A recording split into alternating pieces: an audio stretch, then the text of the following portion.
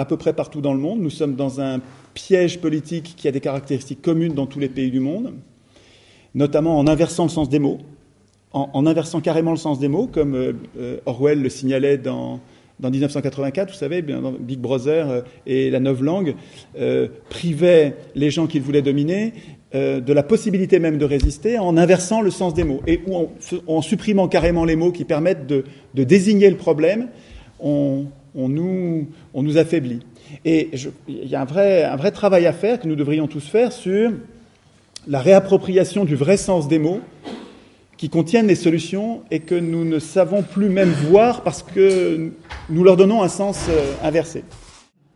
Je cherche de façon constructive, réaliste, pas du tout utopique, je cherche à instituer, à imaginer un système d'institutions qui, enfin, nous protégerait contre les abus de pouvoir. Le fil d'Ariane de tout ce que je fais en matière politique depuis 6 ans, c'est quelles sont les causes des abus de pouvoir, qu'est-ce qui rend possible les injustices sociales. Et je vais vous exposer là où j'en suis dans ce chantier. Et puis, comment est-ce qu'on peut faire pour s'en protéger efficacement et durablement. Donc, ce sur quoi je voudrais me concentrer, c'est qu'est-ce que c'est qu'une constitution ? Quel rapport y a-t-il avec les injustices sociales ? En quoi ces injustices sociales, les combats contre les injustices sociales sont de nature à nous diviser si nous nous occupons des conséquences ou nous occuper des causes ? Et qu'est-ce qu'il faudrait changer pour que nous ayons enfin une vraie constitution ? Mais il me semble, moi, que toutes ces injustices sociales ont un point commun, une cause commune qui est notre impuissance politique. Et vous êtes concernés, comme moi, je crois, sauf si vous êtes, mais même si vous êtes parlementaire, notre impuissance politique générale est, je trouve, une cause commune de la difficulté que nous avons à résister à toutes les injustices sociales, pratiquement toutes. Et si vous voulez, je suis une méthode qui est précieuse, et je pense qu'elle me servira toute ma vie. J'ai découvert ça, je trouve que c'est très très utile. Chercher la cause des causes. Et c'est très malin ça, je trouve. C'est-à-dire que, on peut prendre 1 ou 2 exemples, on ne soigne pas une maladie en s'en prenant aux symptômes. Tout le monde comprend ça, je crois. On soigne une maladie en cherchant la cause de la maladie, et en s'en prenant à la cause, on règle la maladie. Et s'il y a plusieurs causes, ce qui est souvent le cas, pratiquement tout est multifactoriel, s'il y a plusieurs causes, on ne s'attaque pas à n'importe quelle cause. On essaye de remonter vers la source, c'est une autre image, on essaye de remonter vers la source pour prendre la causalité première, pour détecter et se débarrasser de la causalité déterminante, on dit, c'est-à-dire qui détermine les autres. Et j'ai bien intégré ça. J'ai intégré cette méthode de recherche, et c'est elle que j'utilise. Et donc, quand je regarde toutes ces injustices sociales, je ne me contente pas de me bagarrer sur la corruption. J'essaye de trouver la cause de la corruption. Je ne me bagarre pas contre les banquiers qui sont en train de nous ruiner. J'essaye de comprendre qu'est-ce qui fait que ces banquiers ont le pouvoir et moi aucun. Vous comprenez ce que je veux dire ? Je ne m'en prends pas aux banquiers en disant « il est mauvais alors que nous sommes bons ». Pas du tout, je ne raisonne pas dans ces termes. J'essaye de comprendre quelle est la cause principale de mon impuissance politique. Et je raisonne bien sûr en commun, puisque je raisonne pour la cité, pour notre corps social. Pour le dire en 2 mots, dire ce que nous devrions expliquer à nos enfants quand ils sont petits, et ce que nous devrions ensuite entretenir dans notre esprit, entre nous, pour ne pas perdre de vue l'essentiel.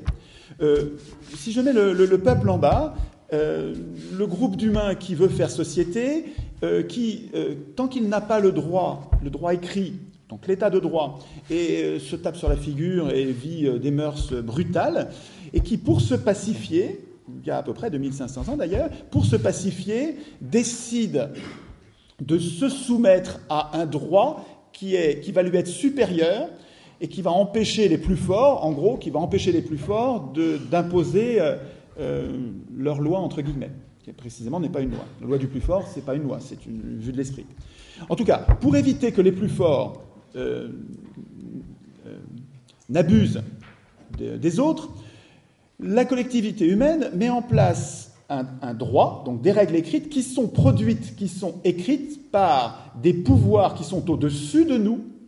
Donc, au-dessus de nous, nous consentons à mettre en place, on dit instituer des pouvoirs qui vont avoir le pouvoir très important pour nous de produire du droit auquel on va consentir, mais très important, mais en même temps très dangereux. C'est-à-dire que ces pouvoirs que nous acceptons de mettre au-dessus de nous, ils sont à la fois très utiles et très dangereux. Alors, compte tenu de ça, très tôt, les humains, mais il y a des milliers d'années déjà, les humains ont compte tenu de ce danger, parce qu'ils ne sont pas fous, ils ont prévu des règles qui sont au-dessus de ces pouvoirs, des règles supérieures qui s'imposent à ces pouvoirs pour nous protéger. Ces règles supérieures s'appellent le droit du droit, s'appellent la Constitution. La Constitution, c'est du droit, mais c'est du droit supérieur qui est chargé d'inquiéter les pouvoirs, de les affaiblir, d'affaiblir les pouvoirs pour nous protéger, nous. Ça, un enfant le comprend. Nous devrions être pétris de cette organisation protectrice et nous devrions défendre cette idée précieuse, protectrice, apaisante, une vraie constitution, pas une fausse. On va voir que ce que j'appelle des voleurs de pouvoir sont champions pour inverser les mots, y compris le mot constitution. C'est-à-dire qu'ils sont champions pour appeler constitution ce qui en fait exactement le contraire, parce que c'est pas parce que vous mettez un texte que vous êtes débarrassé du problème. Il faut que ce texte, je répète, le texte supérieur, il faut pas seulement qu'il organise les pouvoirs. Les pouvoirs n'ont pas besoin de nous pour s'organiser. Une constitution, ça ne sert pas à organiser les pouvoirs. Une constitution, ça sert à affaiblir les pouvoirs, à inquiéter les pouvoirs pour nous protéger, pour protéger tout le monde de tous les abus de pouvoir, pour nous protéger tous, à tout moment, riches, pauvres, jeunes, vieux, pour nous protéger tous d'un maximum d'abus de pouvoir. Il y a la Constitution. Une fois qu'on a compris ça, normalement, on est tout prêt à comprendre que la personne qui va écrire, les personnes qui vont écrire ce texte supérieur, chargé d'inquiéter le niveau de ceux qui vont produire le droit, c'est-à-dire les parlementaires, les juges, les ministres, les présidents, même les hommes de médias, si la Constitution se met à s'occuper des médias, les journalistes aussi devront craindre la Constitution, les banques, puisque le pouvoir monétaire aussi devrait faire partie d'une Constitution moderne dans laquelle les pouvoirs seraient séparés, on en parlera tout à l'heure peut-être. Ces pouvoirs-là, qui sont au niveau, qui produit des règles que nous craignons, nous, ces pouvoirs-là, vous avez compris, doivent craindre la Constitution pour nous protéger, nous, pour que vous comprenez que, comme ils sont utiles et dangereux, il faut qu'ils craignent, il faut qu'ils aient quelque chose à craindre. C'est une folie de laisser ces gens-là écrire la Constitution. Vous comprenez bien que si les hommes au pouvoir écrivent eux-mêmes les règles du pouvoir, les règles qu'ils sont censés craindre, est-ce que c'est clair ? Moi, je trouve ça... Moi, ça me paraît pas compliqué et très important. Et je suis très surpris que ça ne soit pas plus dans le débat des gens d'en bas. Alors que ce ne soit pas dans le débat des parlementaires, des ministres, des hommes de pouvoir, ça ne m'étonne pas. Que ce ne soit pas dans les discussions des hommes de parti qui... Bon, je sais bien qu'il y a des gens super dans les partis, j'ai plein de copains dans les partis, mais à la tête des partis, il y a quand même des gens qui sont... il y a comme un filtre, hein, on dirait que les partis arrivent à choisir parmi nous les plus menteurs, les plus résistants au mauvais traitement, les plus traîtres, les plus... Enfin, on dirait que... Alors pas tous, hein, je sais bien qu'il y en a qui sont pas... Mais enfin, en gros, quand même, on dirait que... Enfin, les gens qui sont à la tête des partis ne nous ressemblent plus, quoi. On dirait qu'il y a eu un tamis. Donc, ça ne m'étonne pas que parmi ces gens-là, ils ne parlent pas de constitution, rien. Mais que nous... Dans le contexte actuel qui est quand même favorable pour moi pour vous expliquer ça, parce qu'aujourd'hui, les abus de pouvoir, on les voit, mais c'est impressionnant quand même. Là, tous les jours, on en a 4-5 nouveaux, considérables de nouveaux abus de pouvoir. révoltant. Et toujours, quelque chose on n'arrive même plus à formuler tellement c'est quotidien, toujours notre impuissance politique. Ce que j'observe partout, c'est que dans la Constitution ne sont pas programmées toutes les règles qui organiseraient notre puissance. C'est-à-dire que dans ces anti-constitutions manquent les institutions qui organiseraient notre puissance. C'est pour ça que nous sommes impuissants. C'est parce que rien n'est programmé pour nous donner de la puissance. Ça, c'est une cause. On est déjà, vous savez, je vous parlais de l'arbre des injustices sociales, avec toutes ces conséquences, toutes ces branches que sont la corruption politique, les abus de pouvoir dans l'entreprise, la catastrophe écologique, le chômage, les bas salaires, etc. Toutes ces injustices sociales, les discriminations, le racisme, toutes ces injustices sociales, je les prends comme des conséquences de notre impuissance à nous battre contre elles. Nous sommes très nombreux, et il n'y a pas besoin qu'on soit tous, nous sommes déjà très nombreux à être prêts à nous battre contre elles, mais nous sommes impuissants. Je propose de nous en prendre à la cause de cette impuissance, pour en venir à bout. Comme un malade, le médecin, il va falloir qu'il trouve la cause de la maladie. Alors, cette impuissance politique, d'où vient-elle ? Elle vient de la Constitution. Vous voyez, je remonte vers la source, je remonte vers la racine. Elle vient de la Constitution. Ah, la Constitution. Alors, comment se fait-il que ces constitutions soient des mauvaises constitutions ? Alors, j'essaie de comprendre. Mais qui a écrit ces constitutions ? Qui les a écrites ? Alors, qui les a votées, c'est toujours les peuples. C'est toujours les peuples qui votent les constitutions. Et manifestement, ça ne suffit pas à régler le problème, puisque les constitutions, comme je vous le disais, programment partout l'impuissance des gens. Donc, le vote n'y fait rien. Ne vous contentez pas d'une constitution qu'on va vous proposer au vote. C'est une arnaque. Ce n'est pas là que ça se joue. Ce qui est important, ce n'est pas qui vote la Constitution. Ce qui est important, c'est qui l'écrit. Alors, qui l'écrit ? Partout dans le monde, à toutes les époques. Qui écrit la Constitution ? Vous vous souvenez de ce que je disais tout à l'heure ? Il y a nous. Il y a les pouvoirs qui sont capables de produire du droit utile pour nous et dangereux, et puis il y a ces institutions qu'ils devraient craindre. Qui écrit ces institutions qu'ils ne craignent jamais ? Eux-mêmes. Ma thèse. Et je me donne du mal, je viens vous voir, parce qu'il faudrait absolument que ça devienne votre thèse, que ça devienne notre thèse, que nous nous concentrions là-dessus. Si je suis tout seul, ça ne marchera pas. Mais si on est des millions, des milliards à dire, c'est pas aux hommes au pouvoir d'écrire les règles du pouvoir. Il faut arrêter d'avoir des professionnels de la politique dans les assemblées constituantes pour que ça cesse le fait que ces professionnels de la politique programment l'impuissance des gens. Mais c'est normal, ils ont un intérêt personnel. Je ne dis pas que c'est des crapules. Je dis que, en tant que professionnels de la politique, même très vertueux, même très gentils, même très généreux, au moment d'écrire une constitution qu'ils vont craindre, par construction, dans cette occurrence-là, ils sont en situation de conflit d'intérêts. Alors, conflit d'intérêts, il faut comprendre, c'est très important de comprendre ce mot-là, parce que c'est la clé de toute la catastrophe dans laquelle on est. Écoutez bien, conflit d'intérêts, je vais vous donner un exemple, et je vais revenir ensuite à mon député constituant.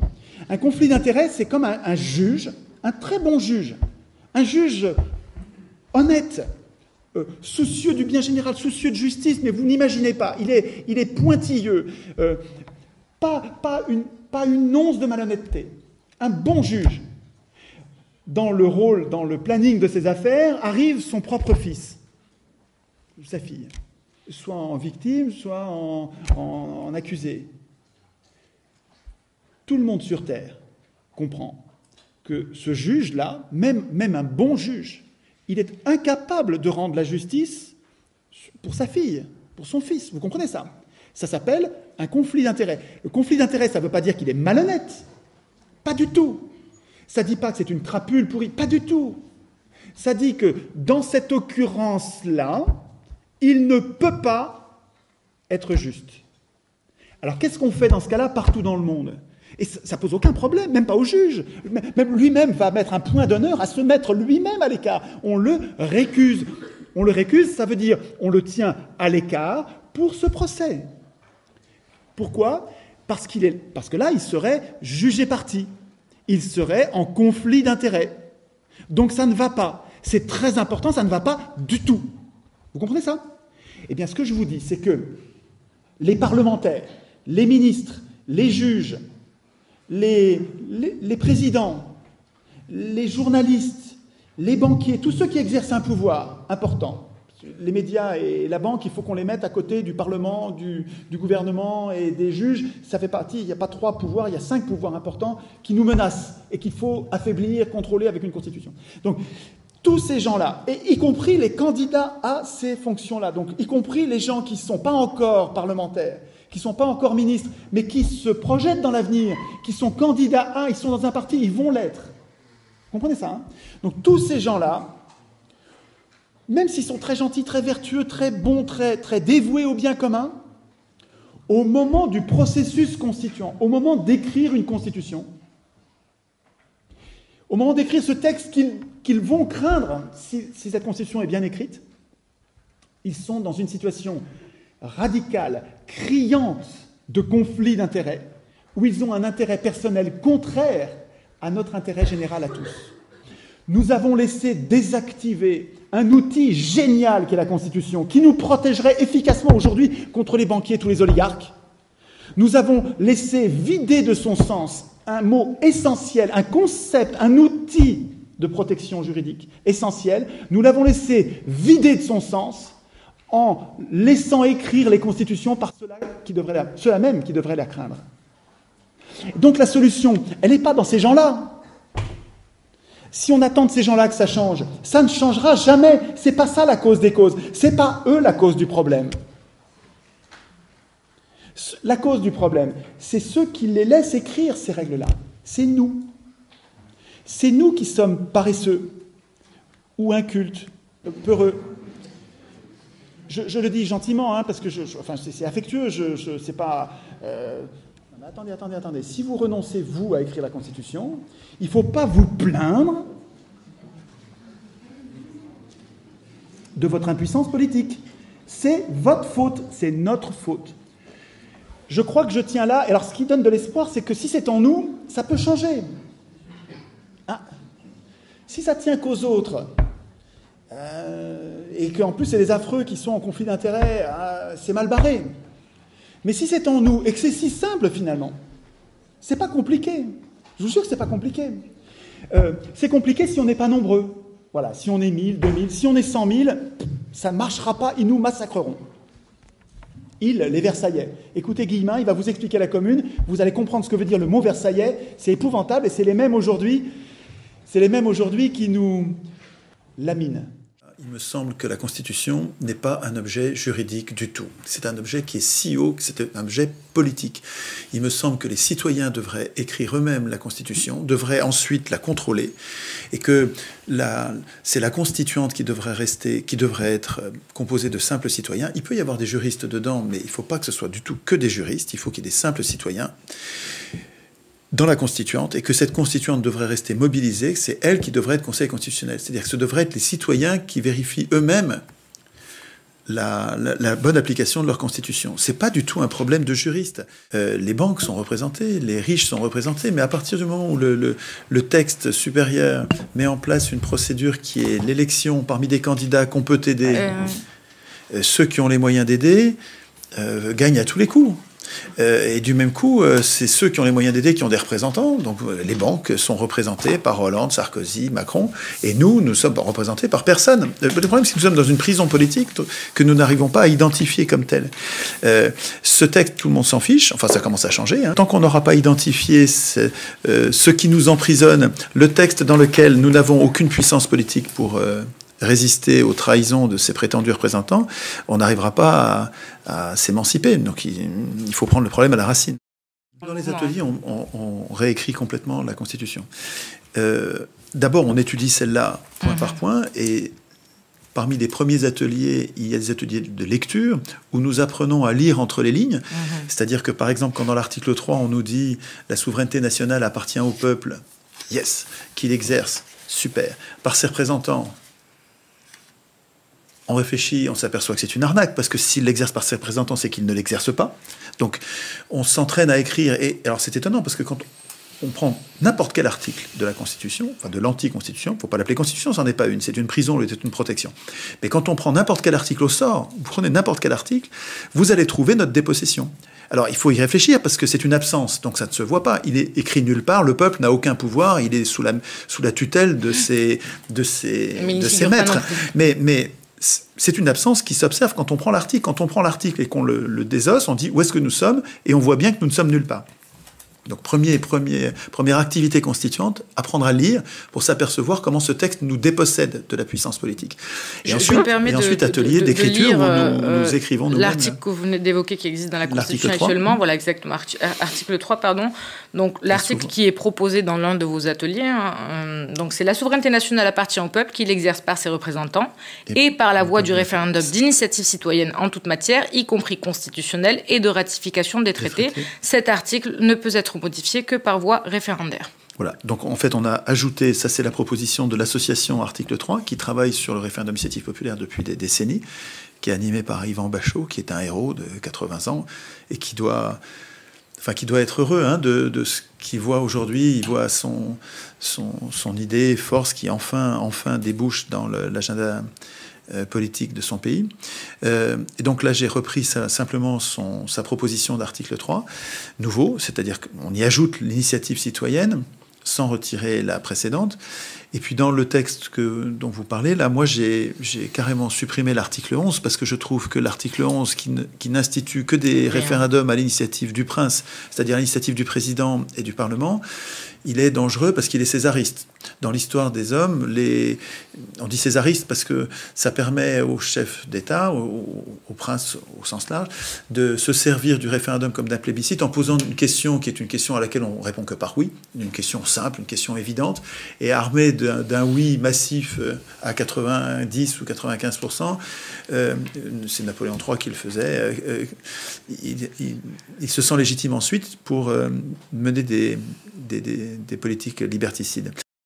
Vous avez déclaré à plusieurs reprises que nous n'étions pas en démocratie. Bah évidemment qu'on n'est pas en démocratie. Enfin, vous croyez qu'on est en démocratie? Qu'est-ce que ça veut dire, démocratie? C'est quoi la démocratie? C'est un régime dans lequel le démos a du kratos, le peuple a du pouvoir. Et si vous êtes dans un régime dans lequel le peuple n'a aucun pouvoir... Donc la démocratie représentative... Mais c'est un oxymore. Enfin, non, pas forcément. Notre démocratie représentative actuelle, celle qui est écrite par les élus, celle qui est instituée par les élus, dans laquelle les élus instituent tout leur pouvoir et toute notre absence de pouvoir. Ça, c'est un oxymore, c'est du foutage de gueule de A à Z. Nous ne sommes pas en démocratie, on est dans un régime dans lequel il y a le peuple, le démos, n'a aucun pouvoir, aucun kratos. Donc ce n'est pas une démocratie. J'arrive à imaginer un régime représentatif à condition que ce soit les représentés qui écrivent les règles de la représentation. Et je l'ai vu encore dans un atelier constituant en Dordogne sur les règles de la représentation. Vous différenciez élection et vote. Bien sûr, vous dites quand j'élis, je renonce à voter. Eh bien quand même, c'est pas évident. Avez-vous déjà voté une loi? Jamais de votre vie, jamais, et moi non plus. Nous n'avons. Donc vous votez pas? Mais vous non plus. Personne ne vote. Nous élisons. Quand vous mettez un bulletin dans l'urne, il ne s'agit pas d'opiner sur une loi ou sur une autre. Donc la dernière fois que vous avez mis un bulletin dans l'urne, j'ai élu. Sauf si c'était un référendum. Quand c'est un référendum, nous votons. Parce que il s'agit de prendre une décision. La dernière fois, c'était au présidentiel. Et donc là, j'ai mis un bulletin et j'ai dit, toi, tu vas tout voter à ma place. Et pendant 5 ans, c'est lui qui va tout décider à ma place. Et ça n'est pas voter, c'est renoncer à voter. Je répète, élire, c'est renoncer à voter. Donc c'est tout à fait... La démocratie, ce serait des citoyens qui votent leurs lois. Alors que nous sommes dans un gouvernement représentatif dans lequel nous ne votons rien, nous élisons des maîtres qui vont tout voter à notre place. C'est une antidémocratie. La dernière fois que vous avez élu quelqu'un, c'était quand? C'était pour la présidentielle. Quand on élit, on renonce à voter. Écoutez bien ça. Non mais c'est super important. Vous ne pouvez pas penser à l'endroit avec Écoutez bien, vous ne pouvez pas penser à l'endroit avec des mots à l'envers. Quand le mot est mis à l'envers, quand vous appelez démocratie un régime qui est son strict contraire, vous n'arrivez pas à penser. Vous n'arrivez pas à vous dire ce qu'il me faut, c'est la démocratie. Parce qu'on vous dit, mais la démocratie, mon vieux, vous l'avez. Écoutez bien ça. On vous a mis une étiquette fallacieuse qui fait que vous n'arrivez pas à penser. Vous avez déclaré 200 ans d'échec du suffrage universel qui permet aux riches d'acheter le pouvoir politique. Oui. Vous voyez pas ce résultat? Vous voulez depuis la Révolution française, les riches achètent le pouvoir politique, absolument. Donc c'était mieux avant la Révolution. Je n'ai pas dit ça. J'ai dit qu'on a changé de... C'est pas une insinuation. On a changé de maître. Nous étions dominés par le clergé et la noblesse. Les grands marchands qui avaient du pouvoir économique mais qui n'avaient pas de pouvoir politique. Les grands marchands dans l'Ancien Régime ne pouvaient pas écrire les lois. Les grands marchands dans l'Ancien Régime ne pouvaient pas écrire les lois. Ils étaient soumis à l'arbitraire du roi, de la monarchie absolue.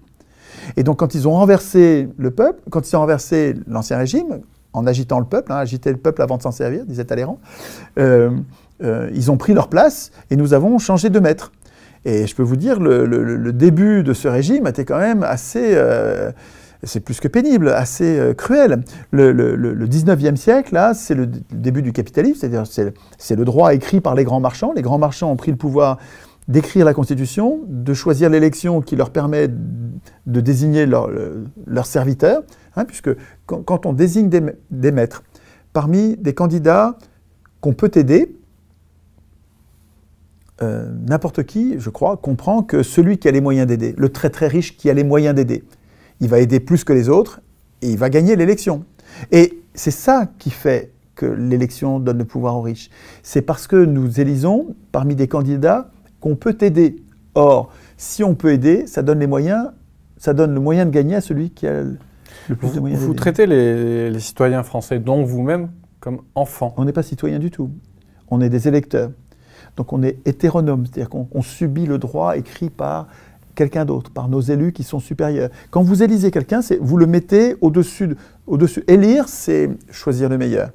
Et c'est aristocratique. La 5e République. Complètement oligarchique, aristocratique, totalement antidémocratique. Corrigez-moi si je me trompe, mais elle n'a pas été établie avec un référendum en 1958 ? Bien sûr qu'il y a eu un référendum en 1958, oui. Un référendum avec des bruits de bottes à l'extérieur. Il y avait une menace de coup d'État de parachutistes. C'est littéralement un coup d'État avec une menace militaire. C'est un vrai vote, c'est un vrai référendum. Vous trouvez ça, mais moi je ne suis pas d'accord. Et en plus, tous les gens qui ont voté, qui ont écrit ce texte et qui ont voté, sont morts aujourd'hui. Ils sont tous morts. C'est-à-dire que là, les morts gouvernent les vivants.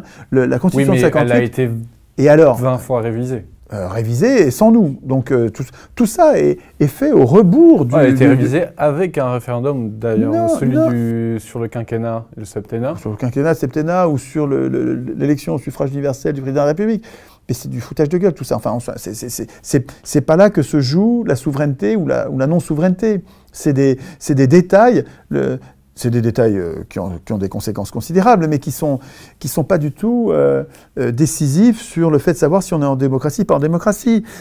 Vous voyez bien qu'à chaque fois qu'on vote, c'est quand même facile de nous mettre la tête à l'envers avec des médias qui nous bourrent le crâne avec des contre-vérités, et on arrive à voter contre nos intérêts. Enfin, les exemples sont légion. Et l'important dans une constitution, c'est pas qui vote. L'important, c'est pas qui vote. Vous voyez bien que nous arrivons à voter contre nos propres intérêts. Nous avons voté à Maastricht, nous avons voté oui. Moi, j'ai voté oui à Maastricht, alors que c'est du dol. Il y a un dol à Maastricht. Nous n'avons pas eu le débat qui aurait été nécessaire sur l'article 104. 104, super important. L'article 104, c'est celui qui interdit aux États d'emprunter auprès de la Banque centrale, à taux zéro, sans charge d'intérêt, et qui oblige les États à emprunter auprès des banques privées avec intérêt. Ce truc-là a fabriqué la dette publique de toutes pièces. C'est une construction politique oppressive, la dette publique. Et on a obtenu de nous, parce qu'on nous l'a caché, et si on nous l'a caché, c'est un dol, c'est un vice du consentement. Le consentement que j'ai donné en 92 à Maastricht, il a été vicié. Il devrait être, le contrat est nul et non avenu. Je ne me sens pas du tout engagé par Maastricht parce qu'on m'a trompé. On m'a pas dit, on n'a pas eu le débat sur 104. Pourquoi il y a 104 ? Ça sert à quoi 104 ? Comment ça se fait qu'on interdise à l'État d'emprunter à taux zéro alors que c'est si facile ? Et ça nous aurait dispensé de la dette. C'est sûr que ça n'aurait pas enrichi les banquiers, mais est-ce qu'on vote Maastricht pour l'intérêt des banquiers ou pour l'intérêt général ? Donc il y a eu dol à ce moment-là. Vous voyez bien que l'important, c'est pas qui vote les constitutions. Quand il y a un référendum, ça ne suffit pas. Toutes les escroqueries sont possibles. L'important, c'est qui écrit les constitutions. Je pense que les banques sont responsables des grandes boucheries actuelles des 200, 300 dernières années. Mais elles peuvent le faire que parce qu'elles ont pris le contrôle de la monnaie. Or, quand on travaille sur la monnaie, on s'aperçoit que c'est pas si compliqué et qu'il ne tient qu'à nous, mais il faut qu'on fasse monter le niveau, il faut qu'on soit plus compétent, il faut qu'on comprenne quand même comment ça fonctionne, comment ça se crée, comment il ne faut pas en créer trop, et quelles caractéristiques on va donner à notre monnaie. Est-ce qu'elle va être publique, est-ce qu'elle va être gratuite, est-ce qu'elle va être abondante, est-ce qu'elle va être... Il faut qu'on décide des caractéristiques qu'on va donner à notre monnaie, mais si nous apprenions, en même temps qu'on fait les ateliers constituants, si on faisait des ateliers, des conversations, si on travaillait sur de quelle monnaie nous aurions besoin et comment est-ce qu'on ferait si nous arrivions à nous insurger, à changer, qu'est-ce qu'on ferait sur le plan de la monnaie? On se donnera une clé importante parce que, si vous voulez, ce qui fait la force des banquiers, c'est qu'il y a 300 ans ou 400 ans qu'ils ont compris comment créer la monnaie, se sont mis en position de la créer eux-mêmes et de la distribuer aux États quand ils le veulent bien et de leur faire payer. Mais tout ça, c'est parce que ni les princes ni les peuples n'ont compris ce que c'est que la monnaie et comment on pourrait se réapproprier. Donc reprendre cet objet essentiel qu'est la création monétaire et la monnaie, le reprendre sous notre contrôle public, on pourrait très bien. Donc si on continue à laisser aux banquiers le pouvoir de la création monétaire, tout projet d'émancipation politique est une illusion, ça n'arrivera pas. Lui, s'il continue à avoir la capacité de dire voilà l'argent ou la capacité de dire non, tu n'auras pas d'argent, s'il a cette possibilité-là, c'est lui qui a le pouvoir politique. Le pouvoir politique procède du pouvoir monétaire et pas l'inverse. Donc on ne peut pas faire les ateliers constituants sans réfléchir à la souveraineté monétaire. Et de ce point de vue d'ailleurs, les institutions européennes sont mais plus qu'une folie, c'est une haute trahison, quoi. C'est pas une folie, c'est pas fou du tout. C'est une haute trahison. Nos élus, nos représentants, soi-disant représentants, mais qui sont en fait les représentants des banques. Enfin, il faut regarder les faits, quoi. Ils représentent que les banques. Nos représentants ont très profondément et très gravement trahi l'intérêt général en créant l'Union européenne et l'euro. Et j'ai la conviction que ceux qui concentrent les pouvoirs savent qu'il y a une partie de la concentration qui ne doit pas se voir, parce que tout le monde sur Terre sait qu'on a à craindre de trop grosses structures. Les lois antitrust, il y a longtemps que les humains savent, le commun des mortels sait qu'il ne faut pas que les structures soient trop grosses, que nous avons à craindre de structures qui seraient au-dessus même des États. Et donc je pense que... Il n'y a que les banques qui font ça. Non, il n'y a pas que les banques, les multinationales aussi sont des Ils sont plus fortes que les États aujourd'hui, les multinationales? Oui, bien sûr, il y a plein de multinationales qui sont beaucoup plus fortes, plus puissantes que bien des États. Alors il faut regarder quels États, évidemment, mais... L'industrie pharmaceutique, elle joue sur la peur et l'angoisse de la maladie qu'elle crée et sur l'espoir qu'elle suscite. Et je vous assure que jouer sur la peur et l'espoir, c'est autrement puissant commercialement que jouer seulement sur le désir et le besoin. Forcément. Et du coup, elle est devenue d'une incroyable puissance. Les prix ont doublé, puis quadruplé, puis quintuplé, puis décuplé. Et en ce moment, le prix moyen des médicaments est 12 fois ce qu'il était en 1980. Cette situation est parfaitement résumée dans le rapport que l'ONU a fait sur l'industrie pharmaceutique il y a très peu d'années. Un rapport qui a fait beaucoup de bruit dans tous les pays du monde, aux États-Unis, en Angleterre, en Allemagne. Je n'ai pas vu un mot dans la presse française. Et ce rapport disait quoi? L'industrie pharmaceutique a trahi l'éthique à l'égard des malades.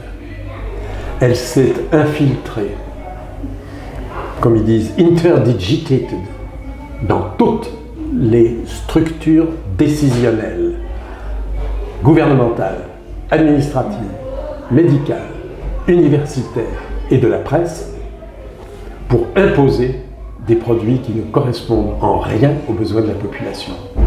2 points, elle est désormais hors de tout contrôle. Et c'est la tribune des Nations Unies, à la tribune, publiquement. Ça fait beaucoup de bruit partout, je vous dis, sauf en France, on n'en a pas parlé.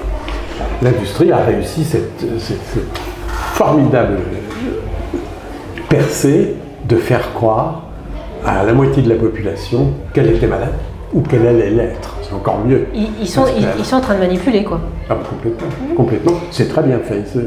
Ils sont vraiment très, très performants. Étienne Chouard. Je pense que c'est une erreur de penser que les politiques sont impuissants ou incapables ou ne comprennent pas. en faisant comme s'ils servaient l'intérêt général, et pour servir l'intérêt général, effectivement, ils ne sont pas bons. Si on renverse la perspective en comprenant que finalement ces gens-là servent les intérêts de ceux qui les ont fait élire, et qui sont les 1% les plus riches de la population, à ce moment-là, c'est pas du tout une catastrophe. Vous parlez de catastrophe, mais c'est une réussite formidable. Tout se passe comme prévu. La sécurité sociale est détricotée, le chômage se porte à merveille, ce qui permet de tenailler les salaires et d'avoir des bas salaires, donc des hauts profits. Donc tout se passe bien, en fait, du point de vue des 1% qui se gavent comme jamais. Les banques qui devraient être en prison pour faillite frauduleuse, leurs patrons se font mieux payer que jamais et arrivent maintenant au gouvernement des différents pays. Je trouve que la situation est pas du tout catastrophique pour ceux qui financent les campagnes électorales des élus. Et je trouve que là, de ce point de vue, c'est assez logique. Hollande, il sert les intérêts de ceux qui l'ont fait élire en le faisant passer à la télé, dans les journaux. Et pourquoi une banque achète Libération? Pourquoi une banque achète Le Monde? Pourquoi une banque achète le quart Sud-Est? Pourquoi le Crédit Mutuel achète le quart de la presse quotidienne régionale? C'est pour gagner les élections. Et ensuite, les élus rendent des comptes à ceux qui les font élire. Le problème, c'est que nos élus ne doivent rien aux électeurs. Que vous votiez ou vous votiez pas, c'est pas vous, ce sera un autre. Ceux qui vont voter, c'est ceux qui regardent la télévision, qui sont pas politisés. Il faut qu'ils passent beaucoup à la télévision. Vous regardez les curseurs, c'est incroyable la similitude qu'il y a entre les courbes de passage à la télé et les résultats aux élections. Il suffit de monter les curseurs des challengers, vous les montez à 10, 15%, ça va donner l'impression de la pluralité. Et puis les deux partis qui ont la même politique de droite dure, qui s'appelle gauche et droite, mais en fait ils ont la même politique pour les industriels et les banquiers, les multinationales en fait. Ben, vous les mettez au curseur plus haut et ils vont être élus l'un ou l'autre, en fait, peu importe, ils vont faire la même politique. Alors évidemment, les gens sont gentils, ils croient les candidats au moment des campagnes électorales, et c'est notre gentillesse qui fait la déception après. Mais enfin, après 200 ans d'échec du suffrage universel, qui permet aux riches d'acheter le pouvoir politique, depuis qu'ils écrivent les constitutions, ces gens-là ont mis en place un système, d'abord censitaire, là au moins c'était clair, et ensuite universel quand ils sont aperçus. Tocqueville disait très tôt, donc début du 19e siècle, il disait « Je ne crains pas le suffrage universel, les gens voteront comme on leur dira ». Et ça fonctionne très bien. Donc, le fait de désigner des maîtres au lieu de voter des lois est une imposture politique. Nous ne sommes pas en démocratie. En démocratie, nous voterions nos lois. Nous-mêmes, un homme, une voix pour voter les lois, pas pour désigner des maîtres. Le fait de nous imposer de désigner des maîtres est une supercherie. Ça donne un résultat plutocratique avec les riches qui dirigent depuis 200 ans. Alors aujourd'hui, on arrive dans une crise parce que le capitalisme n'arrive pas à verser suffisamment de salaire pour vendre leur camelote. Alors effectivement, ils prétendent que le système est en crise comme si c'était un accident. Mais c'est pas du tout un accident. Les choses se passent comme d'habitude, avec une impuissance politique. Vous avez raison sur l'impuissance politique, mais cette impuissance politique, elle est programmée. Il y a un endroit où il est écrit que le peuple n'a aucune puissance. Ça s'appelle la Constitution. Le problème, c'est que tout le monde s'en fout. Nous nous foutons de la Constitution. C'est bien fait pour nous. C'est pas la faute des affreux qui dirigent, c'est notre faute à nous de pas écrire notre Constitution dans laquelle nous prévoirions notre puissance. Le référendum d'initiative populaire, les élections sans candidat ou les élections avec des primaires et avec l'impossibilité pour les condamnés de se représenter, etc. Notre impuissance tient à notre démission du processus constituant. Et tant qu'on bavarde sur ce que font les représentants politiques qui sont les représentants des riches, on passe à côté de la cause de nos problèmes. Donc il me semble qu'en recentrant la réflexion sur la cause de nos problèmes, on arrive à trouver des solutions. Je reviens à mon référendum. Le référendum d'initiative populaire, c'est donc une procédure, une institution qui prévoit qu'un peuple peut, et donc il suffit d'écrire qu'il le peut. Tout à l'heure, ce que vous allez faire, c'est juste d'écrire 1% de la population, ou 1% des inscrits, ou 1% des citoyens, vous faites comme vous voulez, vous allez réfléchir à votre formulation, mais 1% ou 0,5, ou un citoyen, on va voir sur les seuils tout à l'heure, je vais vous en parler un petit peu plus, mais en tout cas, vous allez écrire 1% des citoyens peuvent poser une question sur n'importe quel sujet au peuple. Et le truc va s'appeler référendum d'initiative populaire, 2 points. Il suffit de l'écrire. Ce qui fait que nous ne l'avons pas, c'est que ça n'est pas écrit. Et si ça n'est pas écrit, c'est parce que ceux qui l'ont écrite, cette constitution, avaient un intérêt personnel à ne pas l'écrire. C'est pas une fatalité qui tombe du ciel. Vous comprenez ce que je veux dire? Notre impuissance politique, le fait que nous n'ayons pas le référendum d'initiative populaire, ne tombe pas du ciel comme si c'était Dieu qui, et puis de tout temps, c'est pas du tout. C'est nous avons laissé écrire des gens qui avaient un intérêt personnel. Alors moi j'étais à peine né, 58, mais donc c'est mes congénères qui étaient comme moi, on est tous les mêmes. Nous avons laissé écrire De Gaulle sa propre constitution, et De Gaulle a écrit une constitution pour De Gaulle. C'est pas la faute de De Gaulle. De Gaulle a fait ce que nous lui avons laissé faire. Tout pouvoir, Montesquieu, tout pouvoir va jusqu'à ce qu'il trouve une limite. Je prends une image que j'aime bien. Bon, vous la connaissez sûrement si vous avez vu les vidéos sur le net, ça fait rien. Pour ceux qui ne l'ont pas vu, c'est important. Je prends l'image d'un corps physique, un objet. Vous prenez un stylo, vous le regardez qui tombe. Il est mu par une force qui est plus forte que lui. Il ne peut pas. Il suit la force qui s'impose à lui. Et il s'arrête quand il y a une limite. Vous n'allez pas reprocher au stylo d'être tombé. Ben, le pouvoir, c'est pareil. Le pouvoir abuse. Le pouvoir, il va jusqu'au bout de son pouvoir, comme dirait Frédéric Lordon. Le pouvoir va jusqu'au bout de son pouvoir. Le pouvoir va jusqu'à ce qu'il trouve une limite, dit Montesquieu. Tout pouvoir a besoin de limites. Ce que Montesquieu n'a pas dit, c'est « Hey, faites attention à qui écrit les limites. Qui écrit les limites ? Si vous laissez les pouvoirs écrire eux-mêmes les limites de leur pouvoir, il ne faut pas vous étonner d'être dans une prison politique, d'être impuissant. C'est votre faute, c'est notre faute. C'est parce que... Donc, il ne faut pas en vouloir à tel ou tel acteur politique, je n'ai pas dit de nom, de se comporter comme un salaud. Ils vont jusqu'au bout, ils vont jusqu'à ce qu'il y ait une limite. Demandez-vous, quelle est la limite que vous avez fixée ? Et vous changerez tout. Si on fixe des limites au pouvoir, les pouvoirs iront jusqu'à la limite. Et si on fixe des limites aux banquiers, vous savez les banquiers, pourquoi ils peuvent aller comme ça jusqu'au bout ? Vous savez, vous connaissez les accords de Bâle, qui sont les accords de régulation de l'activité bancaire, les accords de Bâle, Bâle 1, Bâle 2, Bâle 3, Bâle c'est une ville en Suisse. Les gens qui discutent à Bâle, les gens qui discutent pour savoir quelles vont être les règles qu'on va imposer aux banques, les gens qui discutent, c'est tous des banquiers. C'est pour ça qu'il n'y a pas de limite.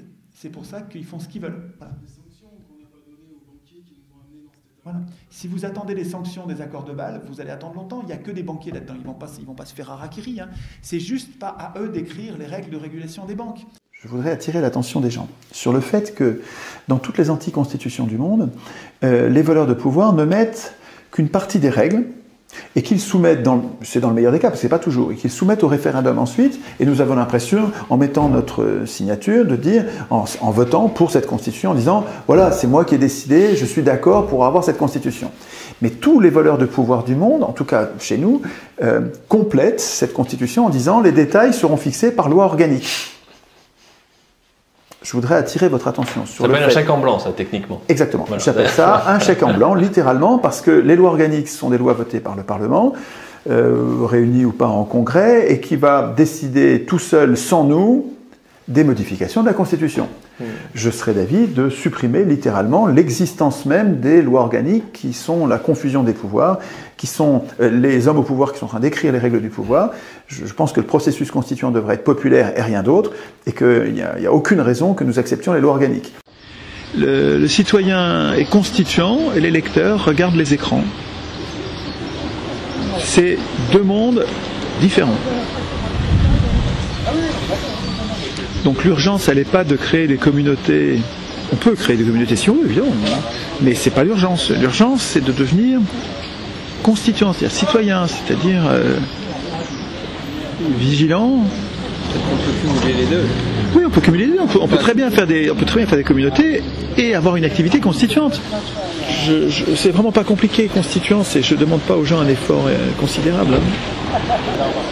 C'est pas grand-chose. Imposez-vous 1 minute par jour. 1 minute. Combien de temps vous passez devant la télé? Éteignez la télé et passez 1 minute par jour à réfléchir concrètement à la Constitution. Et puis si ça vous gonfle parce que c'est pas le moment, voilà, vous êtes pressé, vous avez autre chose à faire, vous êtes fatigué, ne le faites pas. Mais demain, de toute façon, il faut refaire 1 minute. Tous les jours, vous faites 1 minute. Comme on fait 1 minute de piano, et puis si c'est un jour où ça va bien, bah, t'en fais 10 minutes, t'en fais une demi-heure, t'en fais 1 heure, si ça va bien, si c'est agréable, quoi. Parce qu'en fait, l'appétit vient en mangeant.